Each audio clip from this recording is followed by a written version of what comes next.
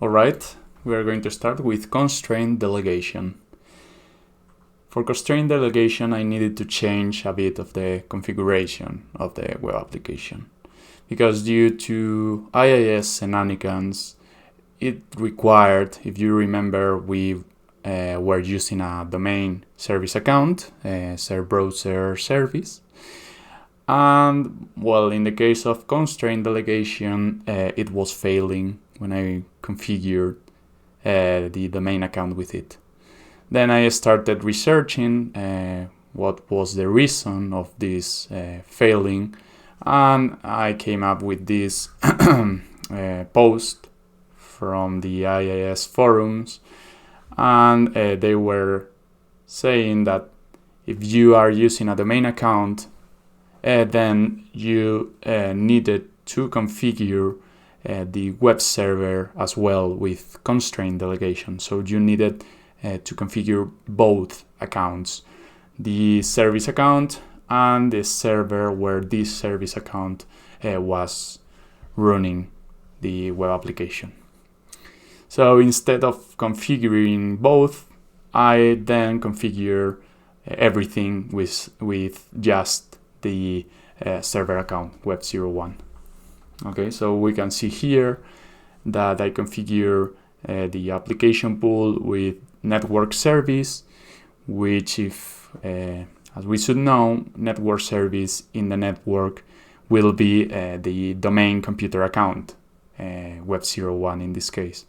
This also happens with system in the network for domain joined computers will use the credentials, the credential material of the domain computer account. So I needed to change some bits of the configuration, and in this case, instead of using app pool credentials, I changed to use kernel mode. And kernel mode required configuring the authentication with negotiate. I couldn't configure it with only Kerberos, so I changed it to negotiate.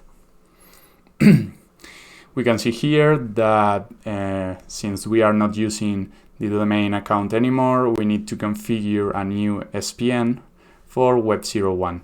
This is because we are not the web application, we are not accessing it through web01.capsule.corp. If we were accessing the web application through that name, we wouldn't require specifying a new SPN. But since we are using serve browser, which is a different name, we need to configure this SPN. And then we can see here the process running by network service, and network service is in the same IIS app pool that the domain account was likewise, and the privileges needed for client impersonations. Okay, so what is constraint delegation? Constraint delegation was a new feature introduced later than unconstrained delegation, which was the first one. And this one, it is supposed to be safer. Okay, it is supposed to be safer because it restricts the services to which the configure server, in web01 in this case, can act on behalf of a client.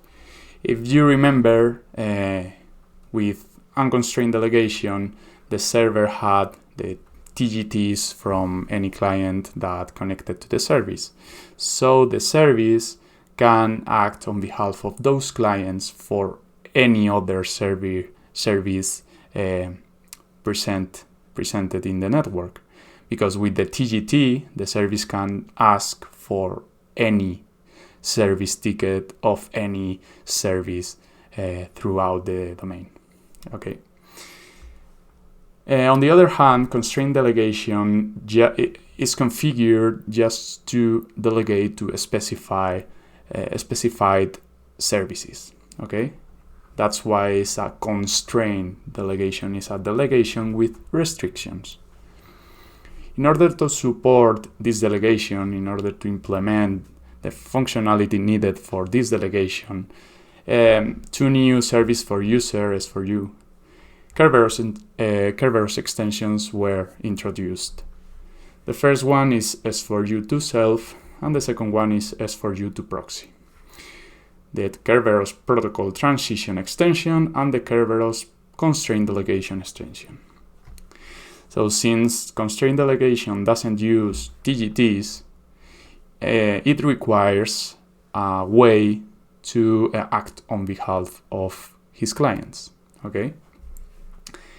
So S4U to self, what it does is allows a service to obtain a service ticket to itself, a service ticket pointing, for example, if we are talking about Web01, S4U to self allows Web01 to obtain a service ticket pointing to itself, pointing to Web01, in the name of a client.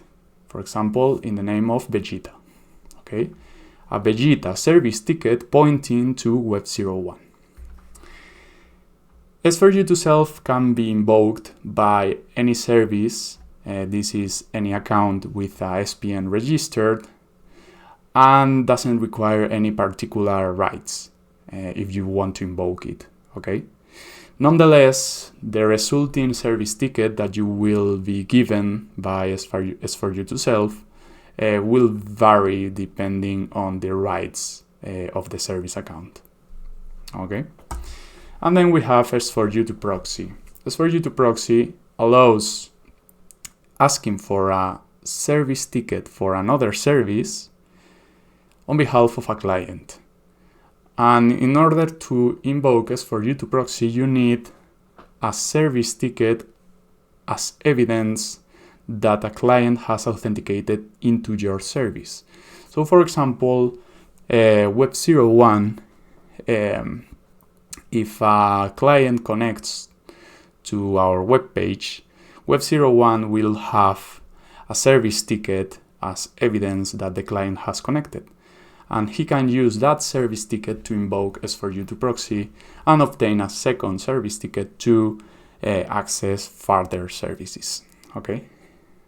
The idea is that if the client doesn't use Kerberos and doesn't provide a service ticket to the client, to the service, then the service won't have a ticket, an evidence ticket for invoking S4U to proxy. And that is the reason of having S4U to self. The reason is allow services to obtain that evidence ticket when the client doesn't connect using Kerberos. Okay, we will see this in the images and on the steps much easier. So if you want to configure constraint delegation, you have two different options. You have Kerberos Only, and you have something called protocol transition. Kerberos Only is when a client authenticates into the service with Kerberos. So in this case, the client provides a service ticket that the service can use to invoke S4U to proxy. But as we said, when the client connects with other kind of authentication, the service won't have that evidence ticket to use it with S4U to proxy. And that is this configuration uses S4U to self to obtain that evidence ticket. Okay. If you want to configure this, any configuration of these ones, you will require domain or enterprise admin privileges. Again, as with unconstrained delegation, you will require the CA enabled delegation privilege. So let's configure our service with Kerberos Only first. This configuration is just like that. This was unconstrained delegation. This is constrained delegation. this is Kerberos Only, and this is protocol transition. Okay, so when you configure constraint delegation, and either it doesn't matter what you select, you will require to configure what services this service will be able to delegate to. Okay, so in this case, Web01 will be able to delegate credentials to SQL01, and initially it should only be allowed for the CIFS service. Okay, if you configure these settings into Web01, you will see when enumerating or when checking the information about this computer that the attribute at MSDS allowed to delegate to will have the information exposed in this box, that Web01 has rights to delegate to CIFS from SQL01. Okay, so when we configure this, we will see that the application actually works perfectly. Okay, what's happening? The first thing that happens is we obtain a TGT. When we specify the credentials, we under the hood, a TGT is requested. Then a regular HTTP service ticket is requested by the client. The client authenticates into the service with a regular AP request using the service ticket and the authenticator. In this case, the service holds that service ticket in order to use it for invoking S4U2 proxy. We see here that the service invokes S4U2 proxy with his own TGT, an authenticator for created by his itself, and the service ticket from the client. S4U2 proxy is going to respond, or the domain controller will respond with a new service ticket for the targeted service, which is thieves from SQL01. So once the service has that service ticket, he can then access the list the serve folder from SQL01, and then respond back to the client with all the information and the mutual authentication with an AP response.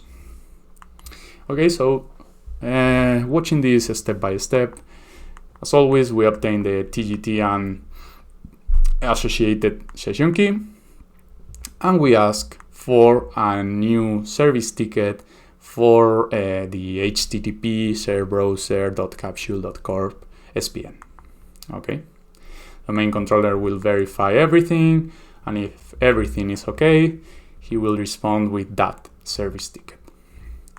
So this is just a regular interaction flow from Kerberos, and nothing is new from so far. So when we interact with the service, sending our authenticator and the service ticket, the service, the first thing he will do is, as always, decrypt the service ticket. In this case, as you can see, the service stores the service ticket for later use. Okay, so the first things, as we said, is decrypting the service ticket and obtaining the session key associated to this service ticket. The next thing is, okay, I'm the service, I need to list the serve folder from SQL01 acting on behalf of Vegeta, because Vegeta is the one that has privileges, and because Vegeta is the one that has authenticated, and we are using client impersonation. Okay, so we create an authenticator, but this authenticator and the TGT that this service will use is his own TGT and his own session key. Okay, when this computer logs on, when you start this computer in the morning, or this server, better said, the first thing that we'll do is authenticate into the domain as any other principal. Okay, everyone authenticates into the domain. So the Web01 will have his own TGT and his own associated session key. So he creates an authenticator and he sends a TGS request with some additional data. This TGS request is a S4U2 proxy. Okay, what is called S4U2 proxy. So we can see the service is sending his TGT, an authenticator, and the service ticket from the client as an additional ticket. Okay, and then we see that the target, the service he wants a service ticket for, is thieves from SQL01. We can see here in WiresArc this information. This is the TGT, the authenticator, the target SPN, thieves SQL01, and the additional ticket. Okay, the same information. And we notice that in some of the pre-authentication data, the client, which is the service in this case, the web application, has set one flag called resource-based constraint delegation. This is, as we will see in RBCD later, this is because when you want to try, or when you want the KDC to check for constraint delegation, the client typically sets both bits. What I mean is that this flag means that please check RBCD, but then we have this another flag in the KDC options of the request, where we can see that constraint delegation is also set. So RBCD is kind of a fallback in case constraint delegation doesn't work. Okay, we see that the target SPN, as we said, is thieves, and then if we decrypt the additional ticket, we can see that it has the forwardable flag enabled. Okay, because it's a regular service ticket, and any regular legitimate service ticket will commonly have this forwardable flag. Okay, and it is from Vegeta, and it's HTTP server browser capsule.corp. It's the ticket that the client sent to interact with the application. So the KDC in this case confirms that everything is okay with the TGT and session key and authenticator, and then uses that service ticket as a proof that Vegeta has authenticated into the web application. Okay. He verifies, the domain controller verifies in the MSDS allow to delegate to attribute that Web01 is trusted to delegate credentials to thieves from SQL01. Okay, so when checking that, when verifying all this information, then he responds with the service ticket for this shared folder service. Okay, we can see this here. Everything is on behalf of Vegeta. The target ticket is thieves SQL01, and we can see that this ticket, if we decrypt it, is again forwardable. This is very important for understanding RBCD. Okay, this ticket is forwardable, and it's in the name of Vegeta. In the encrypted TGS response part, the client can, verify different information, flags of the ticket, etc. But the most important thing is the session key, as always. So that's what the web application does. First, stores the service ticket for thieves, decrypts the encrypted part, takes the associated session key for that service ticket, and then interacts with the service by creating an authenticator and sending along with the service ticket. Okay, we can see here that information, the regular ticket on behalf of Vegeta and the authenticator on behalf of Vegeta.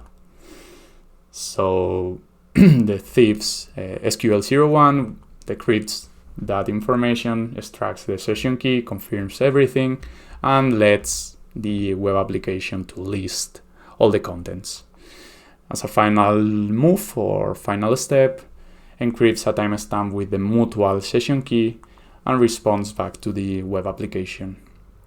We can see here that this is the timestamp, a date and an hour, and the web application decrypts and confirms that this service is the legitimate one because he shares the same session key.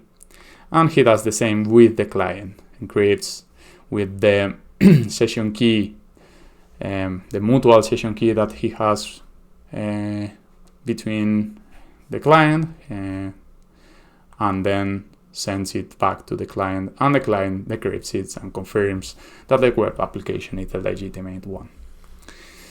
So as we can see, this is pretty easy to understand. The only difference we have is instead of using or storing our TGT in the server, we are taking advantage of our service ticket with a new Kerberos extension that can be used to obtain a second service ticket for SQL01. So we have the TGT, an HTTP service ticket, just a regular one, interacting with the service, authenticating into the service like any other service, and then the service take that service ticket along his TGT and authenticator to invoke S4U2 proxy and obtain the thief service ticket, list the information, and respond back with an AP response. Okay. So in order to understand how to abuse Kerberos Only, you need to understand both protocol transition, which is the second configuration of constrained delegation, and you need to understand how resource-based constrained delegation works. So I recommend you jump in this section, this abusing Kerberos Only right now, until you understand how the others work, okay? So in order to abuse this, well, we know that Kerberos Only requires that the client sends a service ticket that will be used to invoke S4U2 proxy, okay? If you happen to compromise one of these servers, Web01 in this case, you can't use S4U2 self to obtain a valid service ticket that can be used to invoke S4U2 proxy as any other user, okay? This is because the service, if it is configured with Kerberos Only, it won't have the trusted to auth for delegation setting.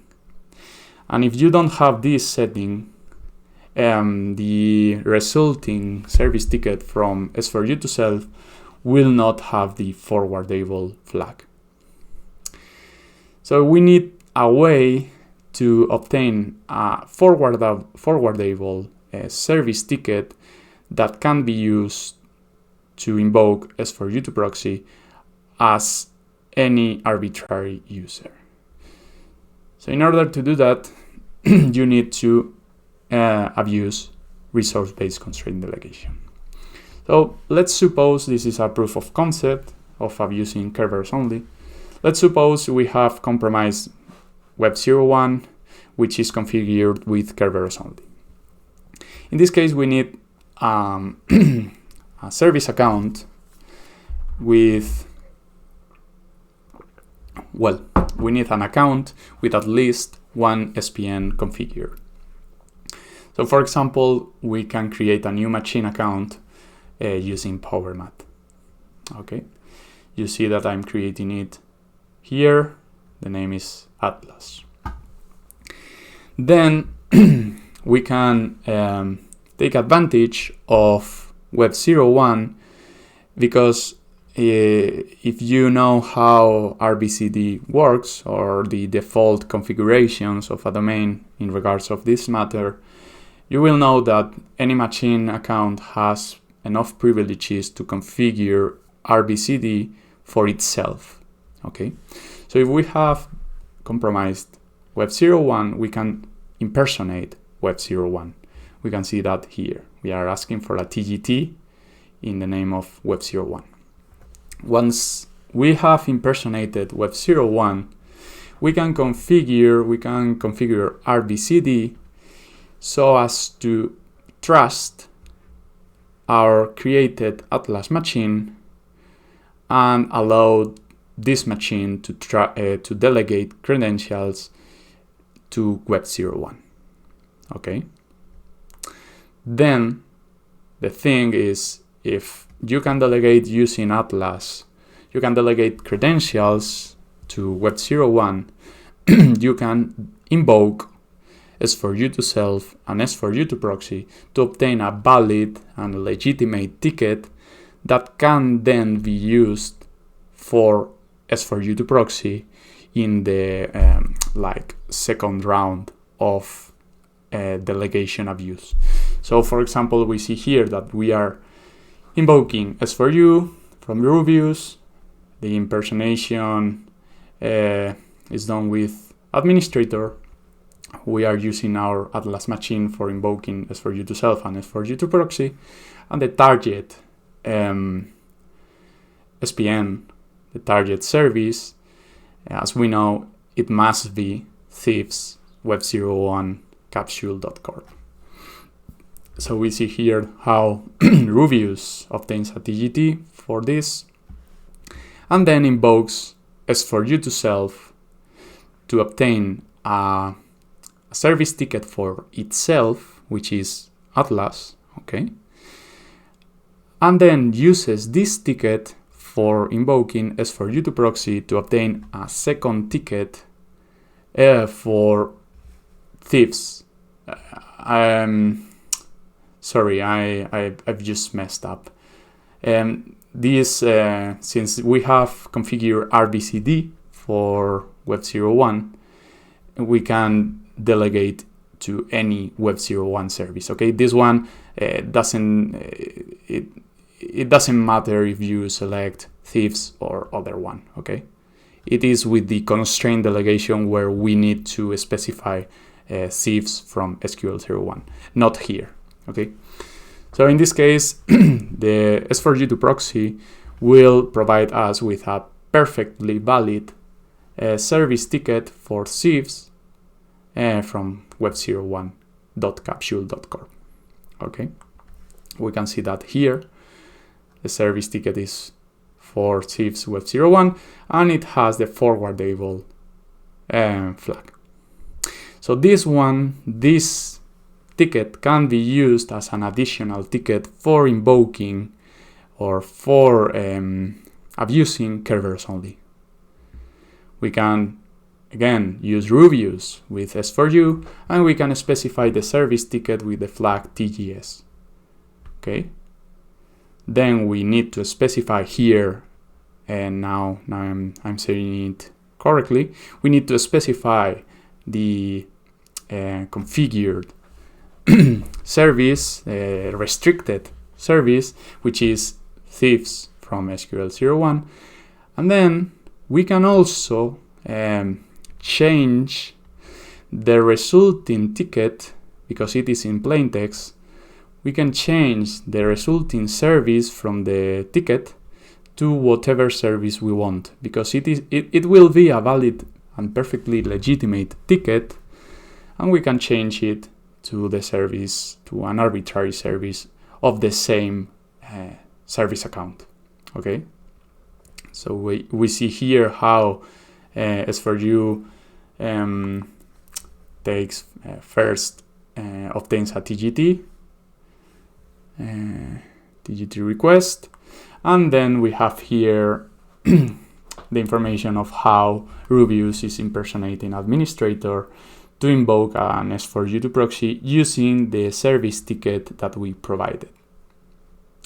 Okay, S4U2 proxy success, and then we can, with Rubius again, we can substitute the resulting thief's ticket to another service. In this case, I've changed it to HTTP, and we can use it. Okay,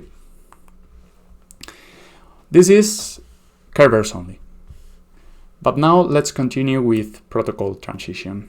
Okay, what would happen if the client didn't use Kerberos to authenticate into the web application? As we said, it would the service uses the service ticket that client send as an additional ticket for delegating, for invoking S4U2 proxy. But what happens if the client connects using other authentication protocol or mechanism, such as NTLM? In this case, we would need to use protocol transition, the second configuration of constraint delegation. Protocol transition is a short way of saying I don't really care how the client authenticates, because at the end of the day, protocol transition just needs the name of the client who has connected to the service, just the name. Okay, so in Kerberos Only, we use it, as we know, the service ticket as an additional ticket for S4U2 proxy. But if we don't have that additional ticket, we need to invoke another Kerberos extension that was implemented for supporting this scenario, S4U2 self. So first, let's configure our application so it just supports NTLM authentication, and then let's configure our Web01 service account with protocol transition. We can see it is selected, and the restricted service is the same as it was, Thieves SQL01. When you configure an account with use any authentication protocol, it will have a new user account control setting called Trusted to Auth for Delegation. The MSDS allowed to delegate to is the same as with Kerberos Only. Okay, this box is always the values that will be reflected in MSDS allowed to delegate to. So when we configure this, we will see that again the application works fabulously. So what happened? The first thing is we authenticate with NTLM as a client into the web application. Then the service, as it doesn't have an additional ticket or an evidence ticket for invoking S4U2 proxy, it needs that ticket somehow. So it uses S4U2 self for that reason, for that goal. We can see that S4U2 self, we are sending, or the service is sending, his own TGT, an authenticator of itself, and the name of the principal that he wants to impersonate, or he wants an additional ticket for. Once he has the additional ticket, he can invoke S4U2 proxy as if this was Kerberos Only. Okay, it is the same request: TGT, authenticator, and the service ticket. This request will respond with the Thieves SQL01 ticket, and the service will be able to list and obtain the contents from the shared folder and respond back to the client. So step by step, we authenticate using NTLM, and then the service has this information. First, his own TGT, Web01's TGT, the associated session key, and the only thing that the service requires is that Vegeta has authenticated. Okay, with NTLM, the service can know who has authenticated with name. Okay, so the service needs an additional ticket in order to be able to invoke S4U2 proxy to obtain a second ticket for thieves SQL01. So the first thing he does is creating an authenticator with his own session key and sending his own TGT with that authenticator, the name of the principal he wants a ticket for, and the target SPN is the service itself, Web01 $. Okay? The request looks like this. We have the TGT, we have the authenticator, the target SPN we can see is Web01 $, and the structures of S4U2 self are within the pre-authentication data. The only important thing we can say is that in these structures we are, or the service is sending the name and domain of the person of the account he wants to impersonate. Okay. The domain controller then verifies everything as always and checks who is the person. The service is invoking S4U2 self in order to impersonate who? Vegeta. Okay. An important thing here is the domain controller, the KDC, checks if Web01 is trusted. Checks if this service account has the trusted to out for delegation. If so, if the service has that setting, then the service ticket will be a completely legitimate ticket. Like it doesn't have any particular difference from other regular service tickets. Okay, we will see later what happens when you don't have this setting. So the DC verifies that and responds with a service ticket in the name of Vegeta, which is targeting Web01 itself and the session key. Okay. The thing is, this ticket, if we decrypt it, we can see it is a forwardable ticket, okay, which is just a regular ticket. All the regular tickets are forwardable by default. But if the service didn't have trusted to out for delegation, this ticket would have been not forwardable. Okay, that's the main. That's the important thing you need to know about invoking S4U2 self with constrained delegation without having trusted to out for delegation. We see below that this ticket is a Vegeta's ticket. So in the documentation of Microsoft, it clearly states this. If you have trusted to authentication for delegation, then if it is true, the KDC must set the forwardable ticket flag. Okay, but otherwise it doesn't. Okay, so the web application receives the service ticket and decrypts the encrypted TGS response part, extracts the session key, and then the only thing that remains is asking for a thief's ticket for SQL01. So in this case, we have our evidence ticket, our Vegeta's evidence ticket or additional ticket. So the web application can send the TGT, the authenticator, and target the thief's service and use that ticket as an additional ticket. We can see that here, as always. And if we start opening things, we verify again that in this case both RBCD and constraint delegation are checked or are requested to be checked. And the additional ticket, if we decrypt it, we can verify this from Vegeta, as always, because it's the ticket we obtained through S4U2Self. And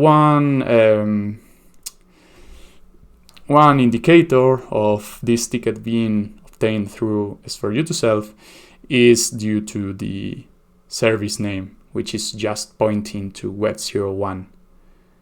Okay. The domain controller verifies everything. The service ticket is a Vegeta's proof. It doesn't have any particular thing that the KDC must be worried about. And the only thing that remains to be checked is if the service that is requesting this can delegate to the SPN that is requesting, which is Thieves SQL01.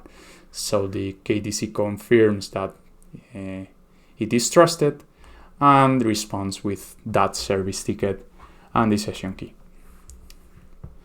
We can see that here in the name of Vegeta, Thieves, and the key within the encrypted part. So we should know again that if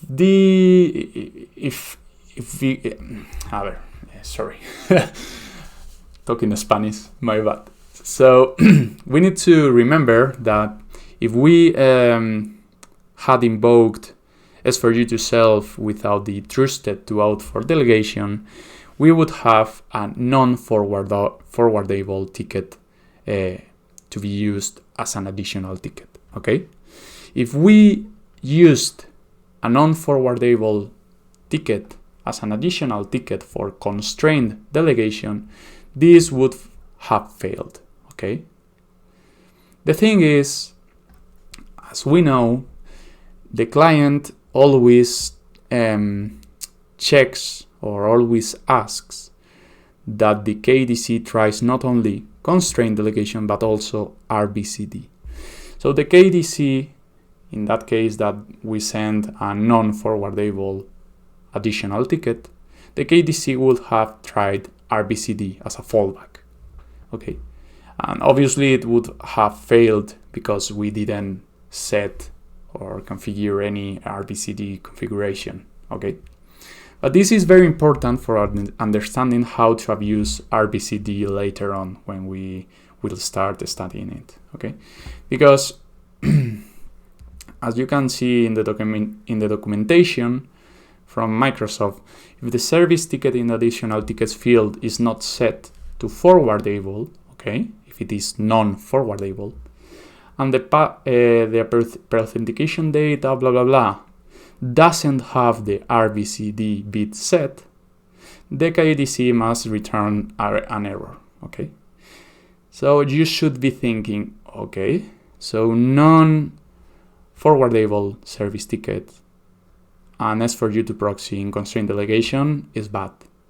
But why it doesn't respond with an error if the bit of RBCD is set? What will happen if we use a non-forwardable service ticket S4U2 proxy in RBCD instead of constraint delegation? Well, we will see what happens in that section. Okay, so coming back from our steps, the web application would store this service ticket for Thieves, obtain the session key, create an authenticator, and use that service ticket and authenticator to list the shared folder. We can see that here. And then the SQL01 will decrypt, will confirm, will decrypt the authenticator, confirm the ownership, etc., and encrypt a timestamp with a mutual session key that has like Web01. and responds back. Web01 decrypts, confirms, and responds. In this case, Web01 doesn't respond with a AP request, AP response, because the client didn't authenticate using Kerberos. It did with NTLM. So the response is just an HTTP response. Okay, so as a sum up of protocol transition, we have the NTLM authentication, we have the service asking for an additional or an evidence ticket in the name of Vegeta for itself, okay, sending his own TGT authenticator and the name of the person he wants the ticket for. Then this ticket, the additional ticket, can be used to invoke S4U2 proxy. And this will provide the service with a second service ticket that can be used to list the shared folder from SQL01. And then respond back to the client with the HTTP response. So, as a final note of constraint delegation, how would you abuse this configuration? Well, as you may have noticed, S4U2 self is quite sensitive. So the idea is that if you manage to compromise one service account that is configured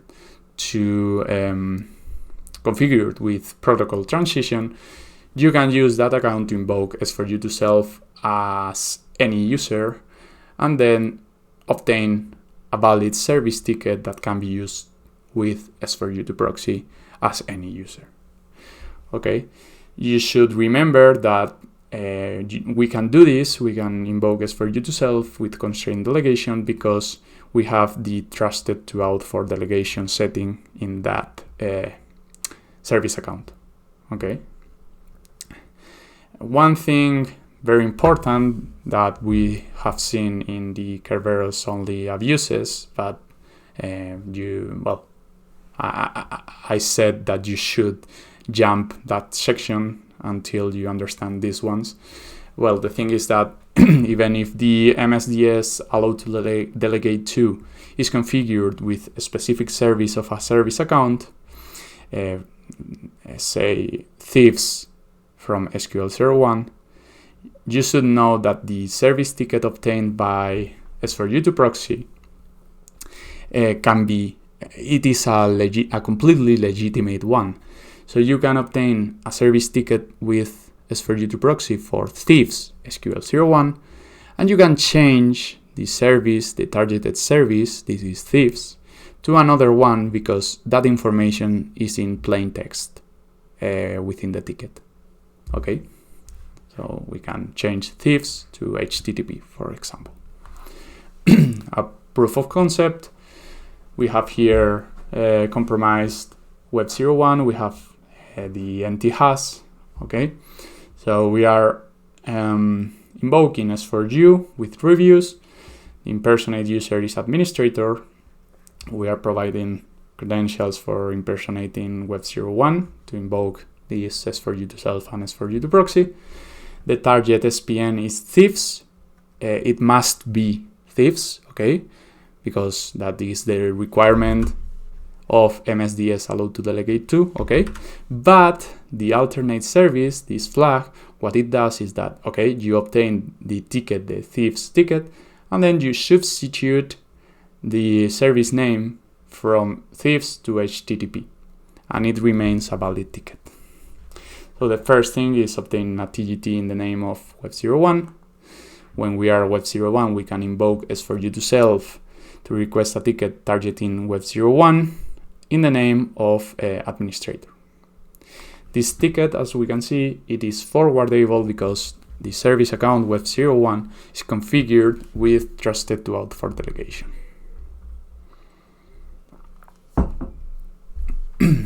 This ticket can be then used with S4U2 proxy to obtain a second service ticket for thieves from SQL01. And the final thing that Rubius will do is substituting the service name from thieves to HTTP. And we can use that for accessing HTTP in SQL01. These are very interesting links about this matter. I think both Ben Campbell, Will Schroeder, and Lee Christensen are the ones that started researching this. I believe it was also Elad Samir, but I will send lots of love to Elad Samir in the RBCD section, because he blown our minds up with his post. But in this case, I think these different posts, and particularly this presentation from Nathan Hart, which is very, very good about this topic. I recommend you reading all of them, because you will see different interesting information and abuses. So yeah. And this is in the next video we will see resource-based constraint delegation. It will be the final video of this series, and I really hope you have enjoyed constraint delegation. See you in the next video.